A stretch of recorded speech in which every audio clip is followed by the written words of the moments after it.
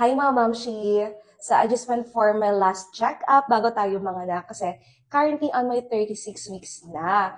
So share ko lang sa inyo etong suot ko pa rin, etong maternity support belt na until now ginagamit ko. Kasi sabi ng ubi ko kanina, so it is best na manganak tayo at 40 weeks kasi nasa full development na si baby. Para maiwasan yung preterm labor natin or maagang panganganak, okay, ito talaga yung ginagamit ko palagi mga mamshi. Kasi kanina, nung pumunta kami kayo sa clinic, nagmotor lang kami kasi medyo malapit lang naman. Tapos, medyo bumpy road yung kalye. So, ayan siya mga B. Kapag suot ko talaga to, I am very comfortable. Ayan, comfortable ako. Tapos yung tummy ko, tapos hindi siya naaalog-alog basta-basta.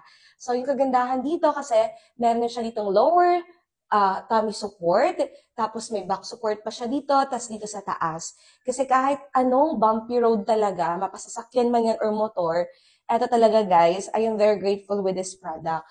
Especially kung masalan yung pagbubuntis nyo. Okay, disclaimer lang mga mare ha. So bago talaga ako gumamit nito, kinonsult ko muna to sa OB ko since first trimester. Kasi especially ako, I am a working mom. Ayan, araw-araw ako pumupunta sa school at nag-commute lang talaga ako mga B. Kaya talaga hindi talaga maiwasan kapag sakay ako sa tricycle mga B, ayan, umaalog-alog talaga. Laking tulong talaga sa akin itong maternity support belt na itong mga mare ko. So, ayan siya mga B. Ayan.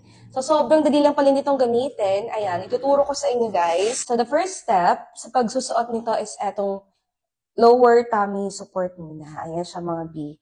Tamang-tama lang yung paglalagay. Huwag niyo pong hihigpitan masyado. This one naman, etong back support natin mga mare. So, ayan. Sobrang dali lang itong gamitin.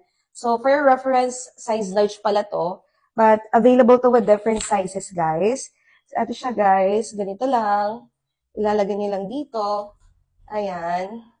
And after niyo nang ilagay, ito namang sa upper tummy support. Ayan siya mga B. Ilalagay lang natin dito.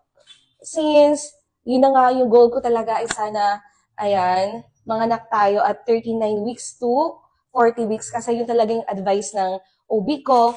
Ito talaga yung ginagamit ko palagi, especially kung may lakad ako, pupunta ako, or aalis talaga ako, guys.